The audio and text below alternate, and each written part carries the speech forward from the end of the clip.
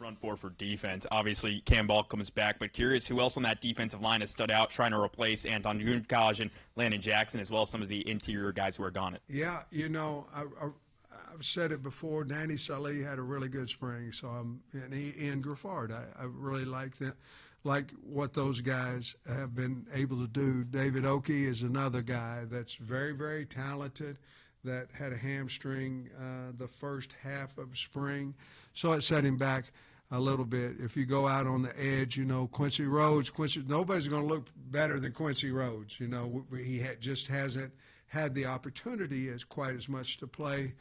He can run. He's got physical ability. We just got to turn him loose, see what he can do out there. And then I really like the addition of Phillip Lee to rush, play defense, but also to rush the passer. Besides Danny, the most improved guy in there was Justin Boone, and Justin's big. So we go to our 3-down package. You're looking at him and Quincy probably, have an opportunity to play that 4-eye in that mint. Charlie Collins is now around 250 pounds, and that's the only reason.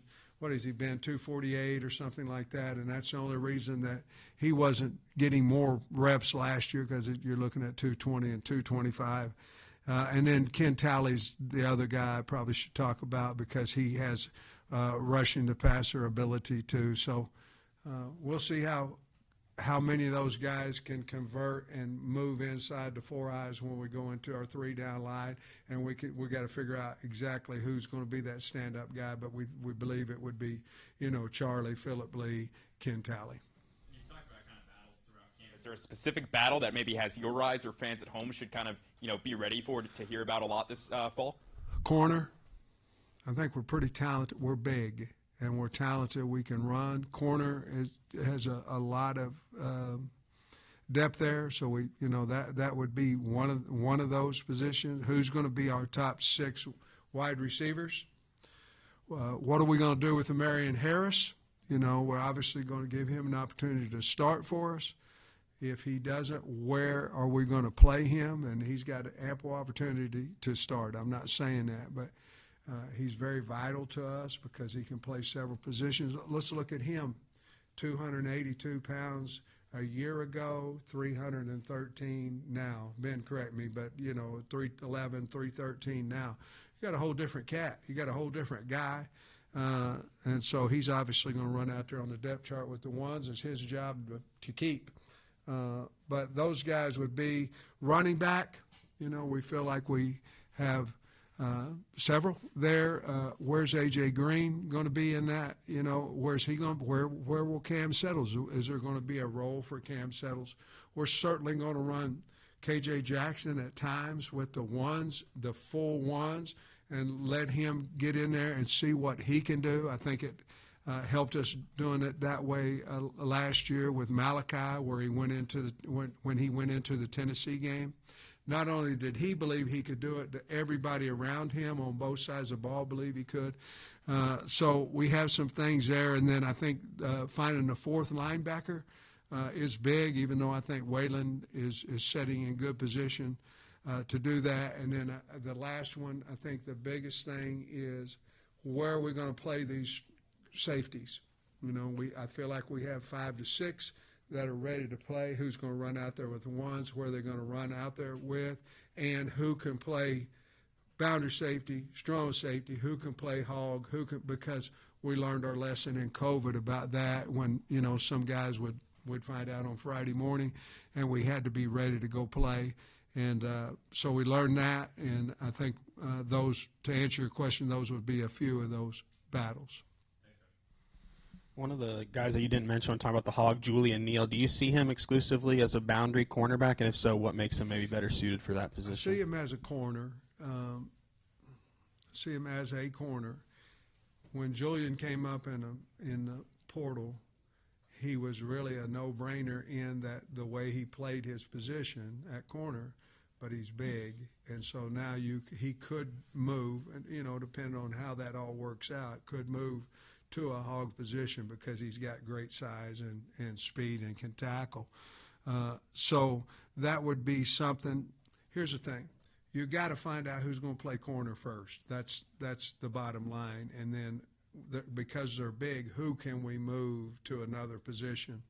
He would probably be in that category as well, along with Jordan Young. Jordan Young played corner. He's played hog. He's played safety. He'd be another guy that could move around. We've got to find out exactly the best position for our team for him. Feels like you guys are just like you have some more versatile players maybe than you did last year, and how big is that into the added depth that you feel, and was that a focus of your this offseason when targeting guys on the portal and everything? Well, I think it sure makes you feel better going into camp. It makes you feel better.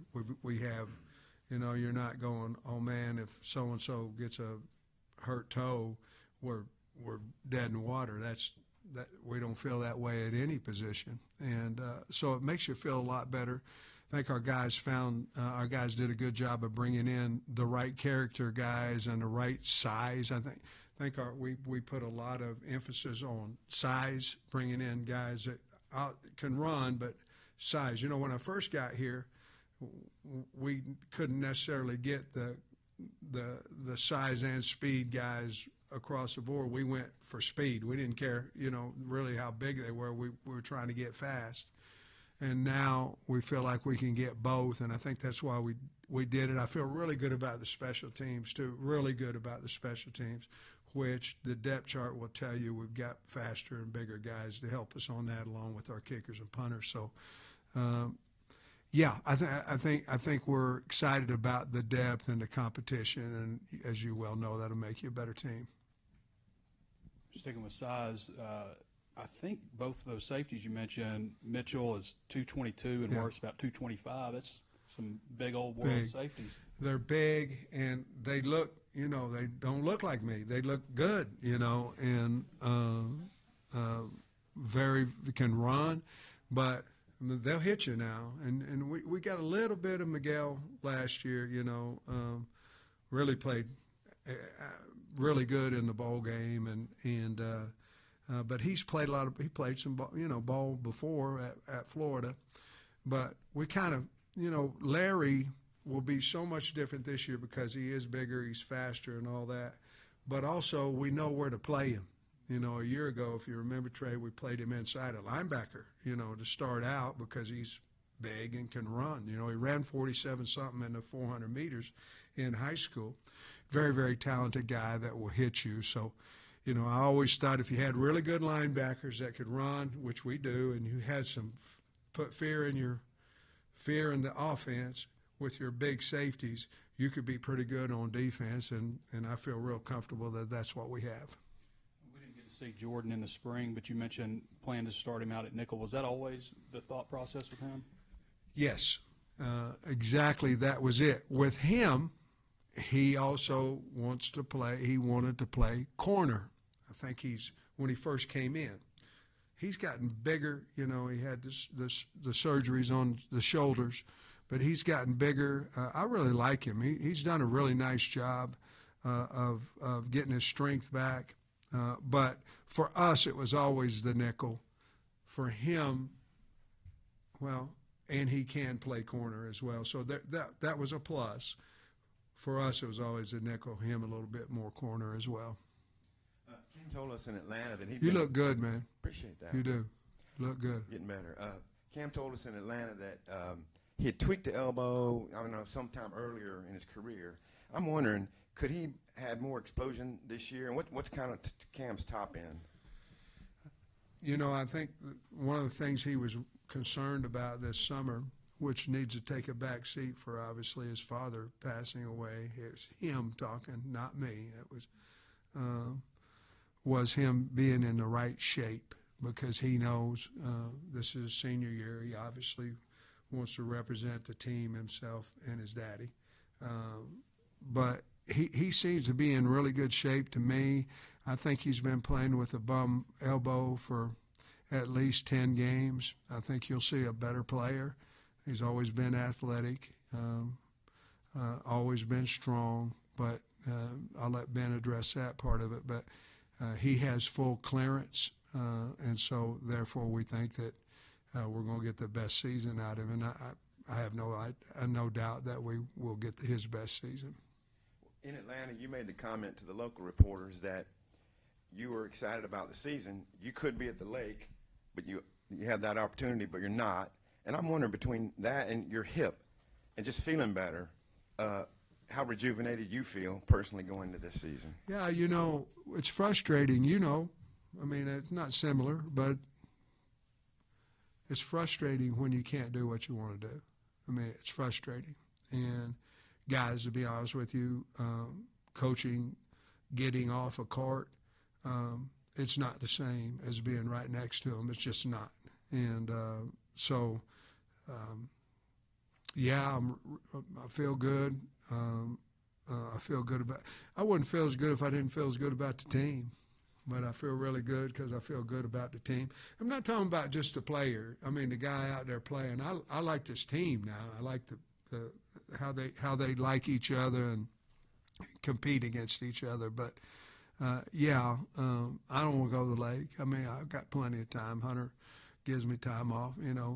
Spring break, get a week or two off in the summer.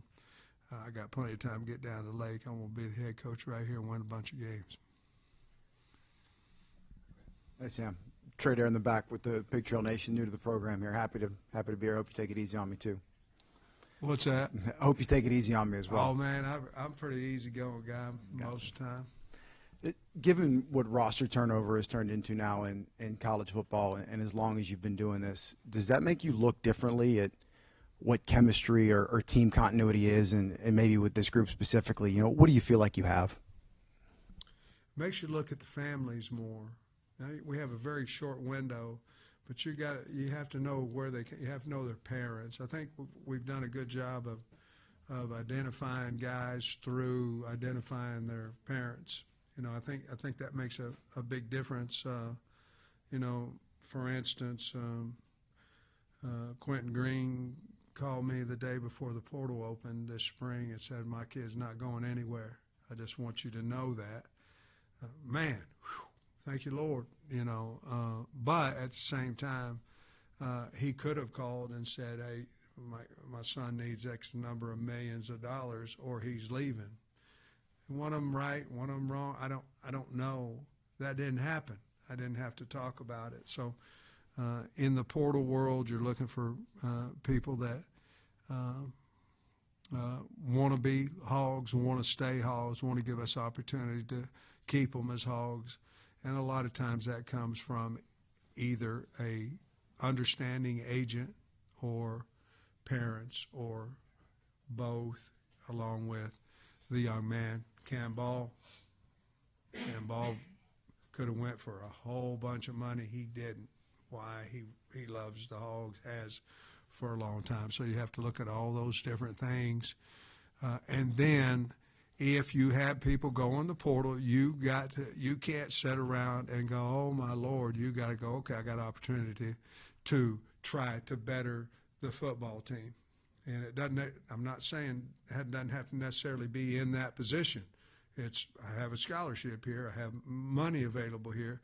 Let's go try to make our football team a better football team. So you can either look at it, "Oh man, we lost somebody," or you look at it the other way. Let's go try to help our football team, and that's what we chose to do.